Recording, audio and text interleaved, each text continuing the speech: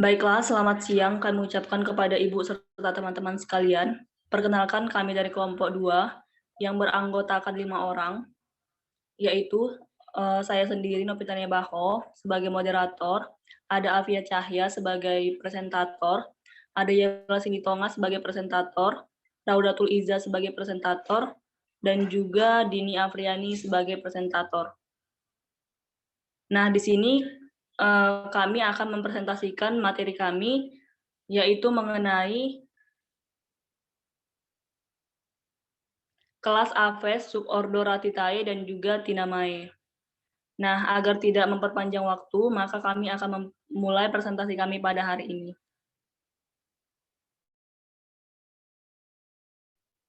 Nah, untuk materi yang pertama yaitu mengenai pengertian kelas Aves, superordo Ratitae, dan juga Tinamae.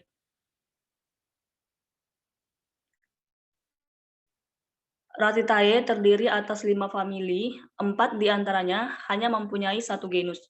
Kebanyakan anggotanya terancam kepunahan karena campur tangan manusia, kecuali kiwi yang berukuran besar. Ayam anggota Ratitae umumnya bertubuh besar dengan kaki-kaki yang kuat untuk berlari. Sayap sangat tereduksi sehingga tidak dapat terbang, tetapi derajat reduksinya berbeda pada tiap famili. Tinamae ini adalah kelompok yang kurang dapat diperbandingkan karena daerah penyebarannya yang sangat terbatas, yaitu di Amerika Selatan. Dibandingkan dengan Ratitae dan juga Carinatae, burung ini agak primitif. Kemiripannya dengan Ratitae adalah sama-sama memiliki tipe palatum paleoganotus sebagai burung yang dapat terbang. Ada kemiripan dengan Carinatae yang tulang sternum atau keelnya yang menopang otot terbang berkembang dengan baik.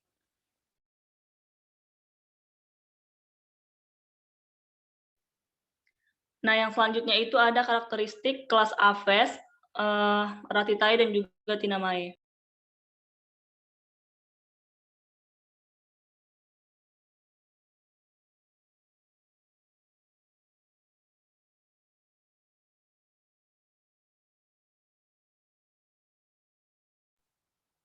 Nah, karakteristik Ratitae itu yaitu yang pertama sayap tereduksi bahkan vestigal sehingga tak dapat terbang. Nah, yang kedua itu kaki masih berotot, merupakan satu-satunya organ gerak. Nah, yang ketiga itu bulu tubuh tersusun secara acak. Bulu sayap dan ekor tidak memiliki yang saling mengait sehingga tidak mempunyai fane. Yang keempat itu sternum kecil dan datar, tidak mempunyai median keel, otot petrokal tereduksi.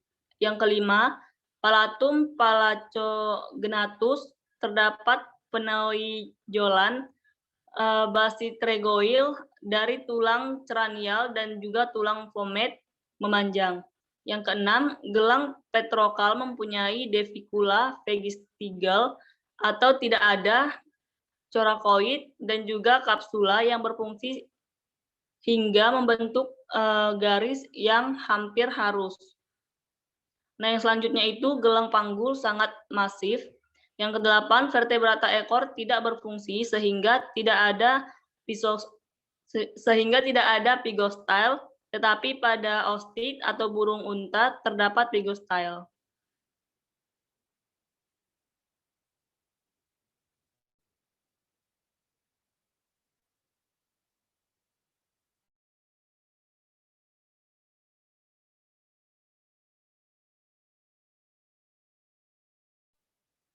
Baik, yang selanjutnya itu ada Tinamae. Karakteristiknya itu yaitu yang pertama, sayapnya kecil dan juga bulat, tetapi dapat mendukung terbang dengan jarak yang pendek. Yang selanjutnya, kakinya kuat dan juga sering cukup panjang. Sebagian anggotanya menghindar dari predator dengan berlari daripada terbang. Yang selanjutnya itu, bulu tubuhnya itu tersusun dalam bidang tertentu atau pterilae. Yang selanjutnya itu bulu sayapnya memiliki barbule yang berkesinambungan satu sama lain. Yang selanjutnya itu tulang-tulang Palatium pelageostogus, ada yang basigoid, proses yang menonjol dari dinding kranial dan juga vomer besar. Yang selanjutnya itu gelang bau memiliki clavicula yang berbentuk furcula, bentuknya itu U. Yang selanjutnya itu gelang panggul yang ringan. Yang selanjutnya itu vertebrae candal terminal bergabung membentuk pygostyle.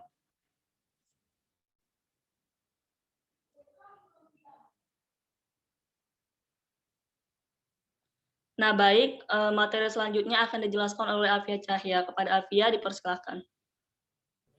Baik, terima kasih kepada moderator. Materi berikutnya mengenai morfologi dan anatomi kelas Aves superordo Ratitae dan Tinamae.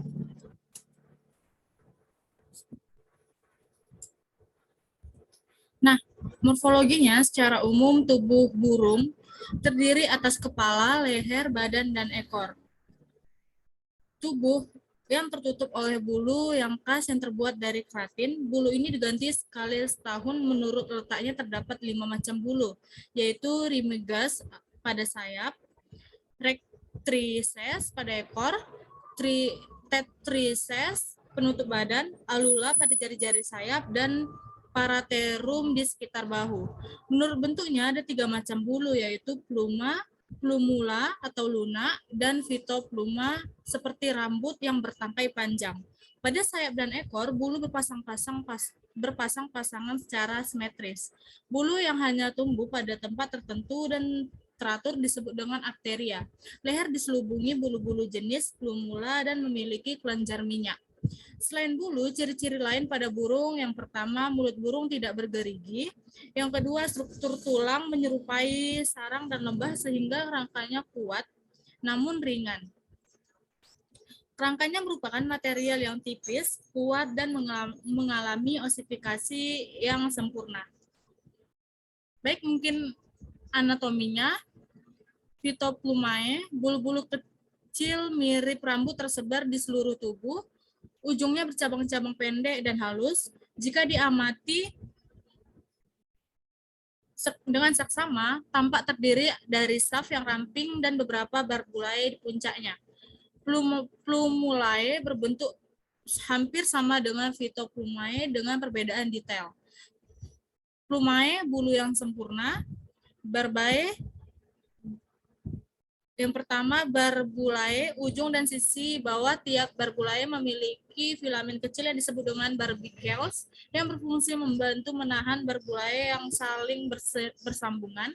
Adapun susunan plumae yang terdiri yang pertama shaft atau tangkai, yaitu poros utama tubuh bulu, kalamus yaitu tangkai pangkal bulu, racis yaitu lanjutan kalamus yang merupakan sumbu bulu yang tidak berongga di dalamnya. Racis ini dipenuhi sumsum dan memiliki jaringan. Vexillum yaitu bendera yang tersusun atas barbulae yang merupakan cabang lateral dari racis. Struktur bulu burung. Lubang pada pangkal kalamus disebut dengan umbilicus inferior, sedangkan lubang pada ujung kalamus disebut dengan umbilicus superior. Bulu burung pada saat menetas disebut dengan neosoptil, sedangkan setelah dewasa disebut dengan teleoptil.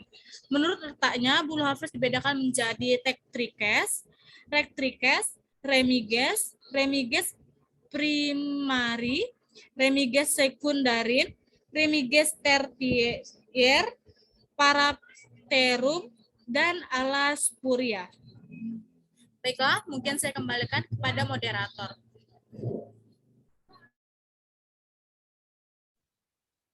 Baiklah, terima kasih kepada Alfia yang telah menyampaikan materinya.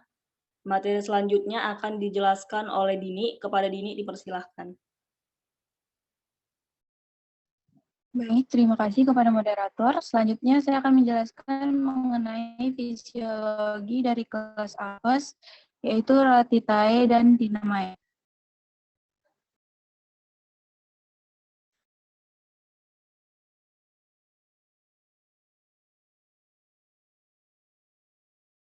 Nah, fisiologi yang pertama yaitu sistem pencernaan, Yang pertama, mulut. Pada bagian mulut terdapat paruh dan lidah. Paruh berfungsi untuk mengambil makanan, sedangkan lidah burung memiliki struktur kaku dan bentuknya runcing dan kecil. Makanan yang diambil oleh paruh langsung masuk ke dalam rongga mulut lalu menuju ke kerongkongan. Kemudian yang kedua, kerongkongan. Kerongkongan merupakan saluran antara rongga mulut dan lambung. Bagian bawahnya membesar berupa kantong yang disebut tembolok. Kemudian yang ketiga, tembolok. Tembolok merupakan pelebaran kerongkongan yang berfungsi menyimpan makanan untuk sementara dan sedikit demi sedikit akan disalurkan ke lambung kelenjar. Selanjutnya, kelenjar lambung. Lambung kelenjar yaitu lambung yang terletak di bagian depan. Di lambung kelenjar terjadi proses kimiawi karena di dindingnya mengandung kelenjar-kelenjar yang menghasilkan getah, lambung, dan berfungsi mencerna makanan. Selanjutnya, empedal atau empedu.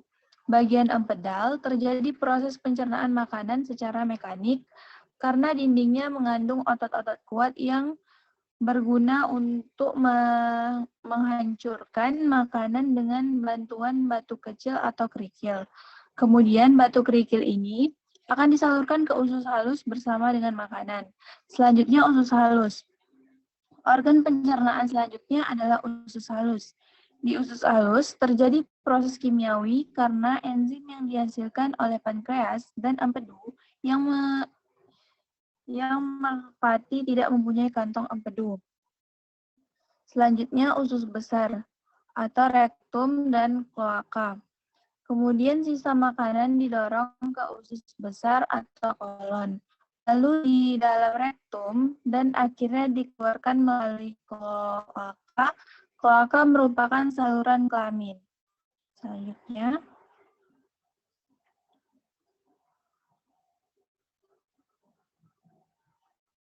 Selanjutnya sistem pernapasan pada apes superordo Ratitae dan Tinamae. Yang pertama, 2 pasang lubang hidung yang terdapat pada pangkal paruh sebelah atas pada langit-langit rongga mulut.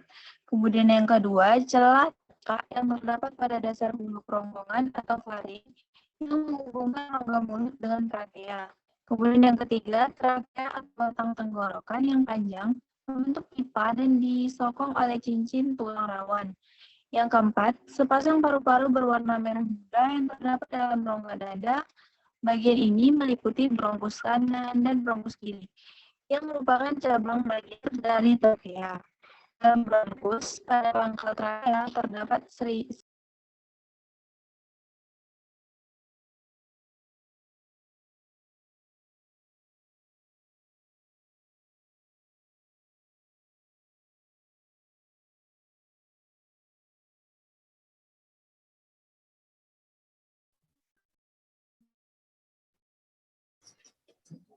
Mohon maaf Dini, apakah jaringannya bermasalah ya? Baik, saya ulangi sistem pernapasan.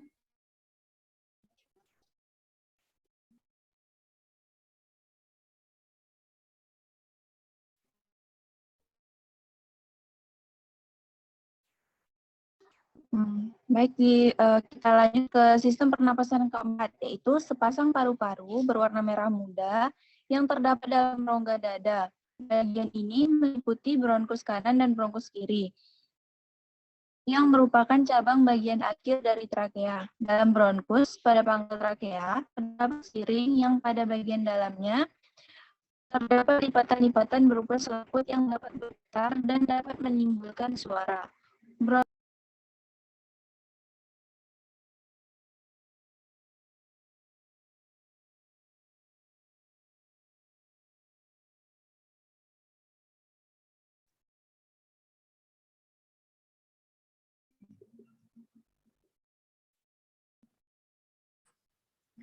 Baik, sepertinya Dini mengalami kendala jaringan, maka materi selanjutnya akan dijelaskan oleh Yela. Kepada Yela dipersilakan. Baik, saya akan menjelaskan fisiologi kelas AP, superordo, Ratitae, dan Tinamae. Yang pertama yaitu adalah sistem pernapasan.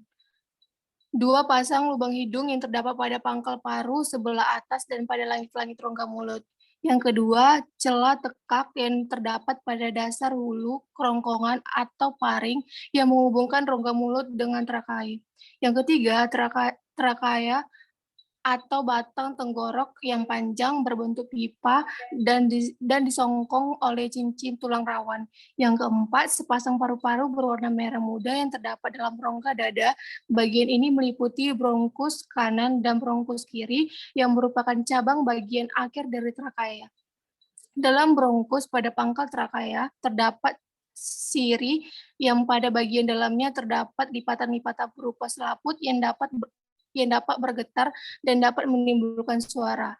Bronkus bercabang lagi menjadi mosobronkus yang merupakan bronkus sekunder dan dapat dibedakan menjadi vetrobronkus atau bagian ventral dan dorsobronkus bagian dorsal. Ventrobronkus dihubungkan dengan dorsobronkus oleh bagian parabronkus atau 100 atau lebih. Parabronkus berupa tabung kecil dan parabronkus bermuatan banyak kapiler sehingga memungkinkan udara berdifusi. Baik, yang kelima yaitu adalah selain paru-paru, burung biasanya memiliki 4 pasang peluasan paru-paru yang disebut dengan pudi-pudi hawa atau kantung udara atau disebut dengan Sachus pneumatius, Sachus pneumatius yang menyebar sampai ke mulut, leher, dan sayap.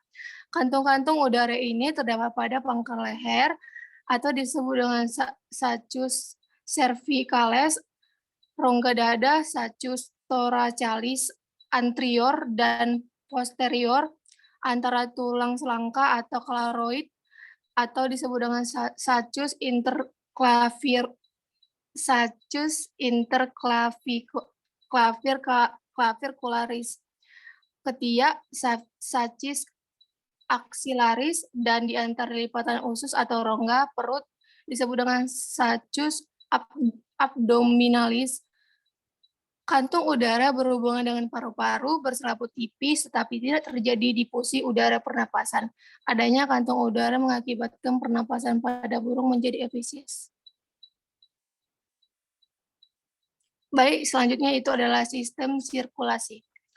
Proses peredaran darah pada apes. Yang pertama, darah yang kaya akan karbon dioksida atau C2 yang berasal dari seluruh tubuh mengalir ke jantung pada atrium kanan lalu ke partikel kanan. Yang kedua, dari partikel kanan darah dipompa menuju paru-paru melalui arteri pulmonalis. Yang ketiga, dari paru-paru darah yang kaya oksigen atau O2 mengalir menuju ke atrium kiri melalui petrium kiri untuk dipompa melalui aorta. Yang keempat, dari aorta darah kaya oksigen atau O2 akan diedarkan ke seluruh tubuh. Yang kelima, darah mengandung karbon dioksida atau CO2 dari kapiler jaringan tubuh akan dialirkan kembali ke atrium kanan jantung. Peredaran darah kecil pada apes yaitu berawal dari darah mengalir yang berasal dari seluruh tubuh ke partikel kanan. Kandungan karbon dioksida pada jantung dipompa menuju paru-paru melalui arteri pulmonalis untuk melepaskan kandungan karbon dioksida pada darah dan mengikat oksigen. Darah tersebut akan mengalir dan masuk ke atrium kiri dan akhirnya darah ke partikel kiri. Pada burung betina hanya ada satu ovarium, yaitu ovarium kiri. Ovarium kanan tidak tumbuh sempurna dan tetapi kecil yang disebut dengan rudimenter. Ovarium dilekati oleh suatu corong penerimaan ovum yang dilanjutkan oleh oviduk.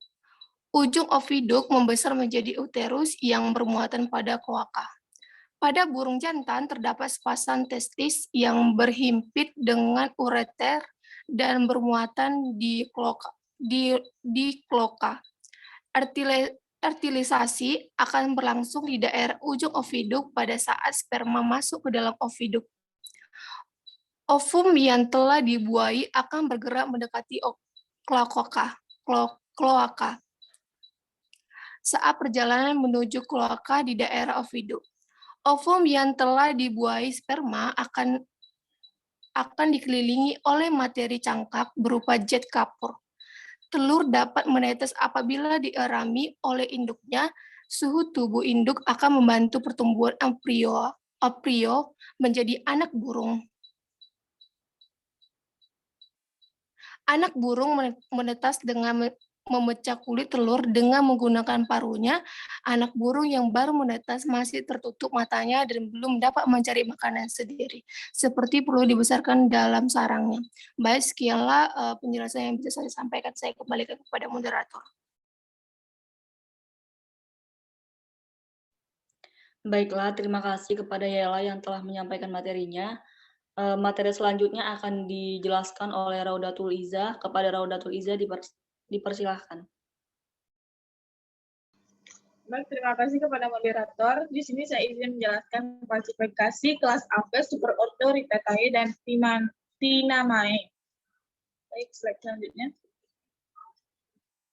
Baik, klasifikasi dari Apes, ordo ini yang pertama itu ada superordo Rhytatae, yaitu ada Struthionoformes, yaitu Struthiocomalus atau burung unta, tinggi dapat mencapai 2,4 meter, mampu berlari dengan kecepatan 65 km per jam, hidup di gurun atau padang rumput, dan bersifat omnivora atau pemakan tumbuhan. Berikut adalah klasifikasi dari burung unta. Yang pertama ada kingdom. Kingdomnya itu adalah Animalia, filum, Chordata, kelas Aves, ordo dari Struthionivora, family yaitu Struthionioidae, genus Struthio, spesies dari Struthio camelus. Baik, yang kedua itu ada Reiformes, yaitu hidup di wilayah Amerika Selatan, tinggi dapat mencapai 1,5 meter, dan Rhea americana atau Rhea. Baik, selanjutnya ada Casuariiformes, yaitu ciri-cirinya tinggi dapat mencapai 2 meter, berlari dengan kecepatan 64 km per jam, hidup di Australia, dan Dromaeus novaeolonidae. Baik, masuk ke ordo superordo Rhytatae yang selanjutnya itu Afterigoformes, yaitu tergolong hewan nokturnal. Yang kedua hidup di daerah New Zealand. Selanjutnya ada Apertix australis, yaitu burung kiwi. Baik, selanjutnya ada dari Podiciciformes. Yang pertama itu ada Asemoporus occidentalis. Nah, superordo dari Timae, yang pertama itu ada Speniciformes, dengan ciri-ciri termasuk kelompok penguin, ada 20 spesies, mampu berenang dengan baik, dan Apenodontis forestri. Selanjutnya ada Procellariiformes, yaitu hidup dengan terbang di laut bebas, Diomeda exulan atau burung albatros. Selanjutnya ada Pelisaniformes, ada Felisanus sp atau pelikan, dan Palasosorax sp atau sermoran. Baik, masuk ke peranan kelas Apes, superordo atau Rhytatae dan Tinamae.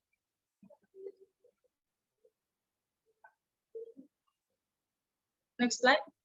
Baik, peranannya yaitu ada superordo dari Rhytatae, yaitu burung unta digunakan sebagian Afrika Utara dan Arab sebagai hewan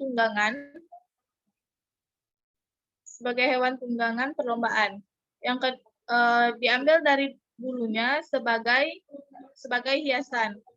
Kulitnya dipakai untuk menghasilkan bahan tekstil. Dagingnya dijual secara komersial.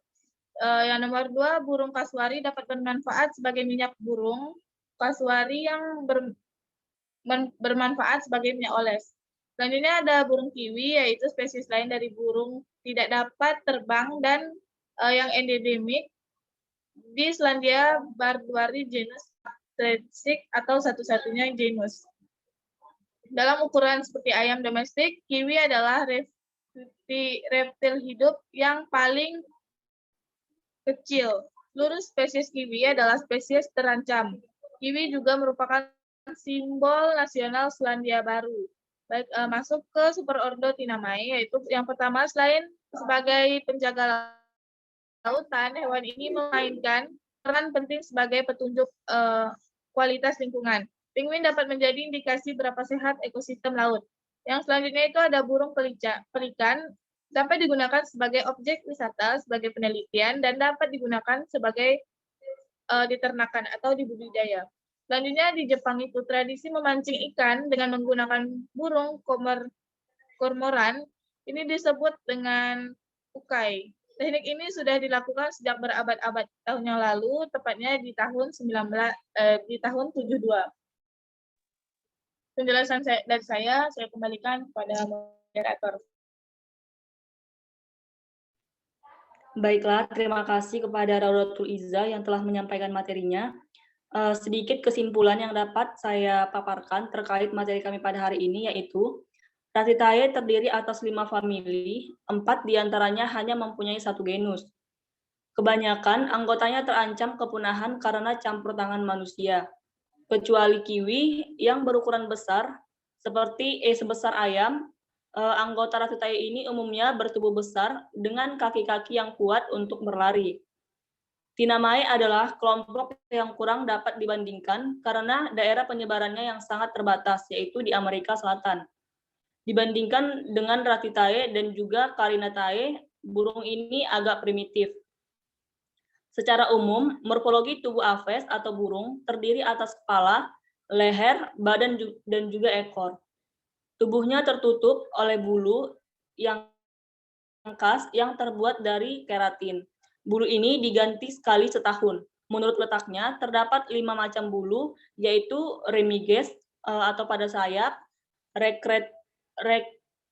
rectrices yaitu pada ekor, tetrices yaitu penutup badan, alula yaitu pada jari-jari sayap, dan juga paraterum yaitu di sekitar bahu. Nah, Ratitae ini juga terdiri dari Strutioniformes, Reiformes, Casuariformes, dan juga Afteriformes. Sedangkan dari Tinamae ini terdiri dari Speniciformes, Procellariformes, dan juga Pelicaniformes. Dan terakhir itu Podiciformes. Baiklah, sekian yang dapat saya sampaikan terkait kesimpulan dari kelompok kami. Jika terdapat kesalahan pada presentasi kami pada hari ini, saya perwakilan kelompok mengucapkan mohon maaf dan juga terima kasih atas partisipasi Ibu serta teman-teman sekalian. Baiklah, saya akhiri dengan ucapan terima kasih dan selamat siang.